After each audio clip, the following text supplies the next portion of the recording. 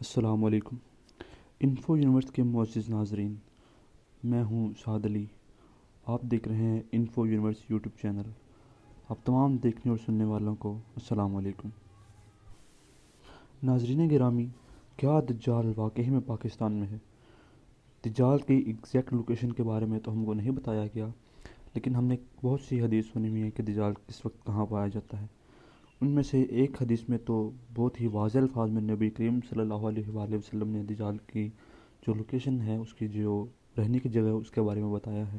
تو اسلام قبول کیا، پھر اس نے حضور علیہ السلام کو اپنا واقعہ سنایا۔ اس نے کہا کہ میں اور میرے کچھ ساتھی مغرب سے مشرق کی طرف سمندری سفر کر رہے تھے کہ راستے میں سمندری طوفان کی وجہ سے ہماری کشتی راستہ بھٹک گئی اور ہم راستہ بھٹک گئے۔ سمندر کی لہروں نے اور تیز ہواؤں نے ہمیں ایک جزیرے کے ٹھکانے پہ آ لگایا۔ جیسے ہی ہم اس جزیرے پہنچے، وہاں ہم نے دیکھا کہ ایک بہت ہی خطرناک قسم کی مخلوق اس جزیرے پہ رہتی ہے، جس نے اپنا نام جساسہ بتایا۔ وہ دیکھنے میں بہت ہی خوفناک، اس کے جسم پہ بہت سے لمبے بال تھے۔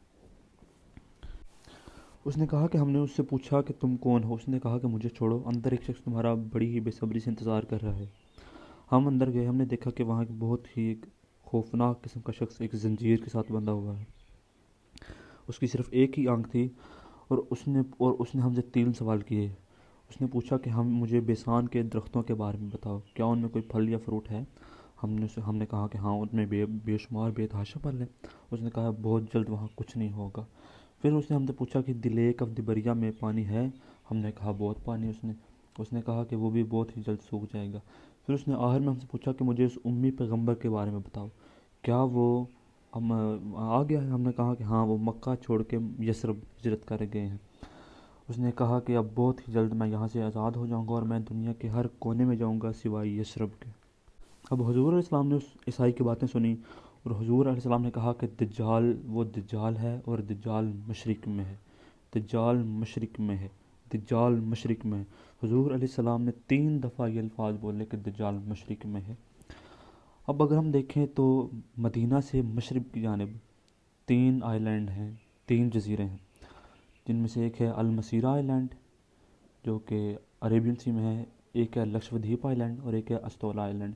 اب لکشدویپ اور المسیرہ آئی لینڈ پہ کسی بھی قسم کے مندر کے کوئی آثار نہیں ہیں، نہ ہی وہاں پہ کوئی باقیات باقی ہیں۔ اگر وہاں پہ کوئی مندر ہوتا تو وہاں پہ کوئی نہ کوئی باقیات ہوتے، لیکن آپ جانتے ہیں کیا؟ پاکستان کے استولا آئی لینڈ پہ پتہ ہے کیا ہے؟ مندر۔ وہ مندر تو 40-50 سال پہلے بنا ہوگا، اور یہ تو 1450 سال پہلے کی بات نہیں، وہ ہے 2000 سال پرانا مندر۔ مدینہ سے ایگزیکٹ مشرق کی جانب استولا آئی لینڈ ہے، اور وہاں پہ 2000 سال پرانا مندر ہے۔ اور جیسا کہ نبی کریم صلی اللہ علیہ وسلم نے مدینہ سے مشرق کی جانب اشارہ کر کے کہا تھا کہ دجال مشرق میں ہے، تو اگر مدینہ سے ہم ایگزیکٹ مشرق کی جانب لائن کھینچے تو وہ استولا آئی لینڈ پہ ہی آ کر رکتی ہے۔ لیکن اگر آج آپ استولا آئی لینڈ پہ جائیں تو وہاں آپ کو دجال نہیں ملے گا۔ اللہ تعالیٰ ہمیں سیدھے راستے پہ چلنے کی توفیق عطا فرمائے، ہمیں نیک اور صحیح عمل کرنے کی توفیق عطا فرمائے۔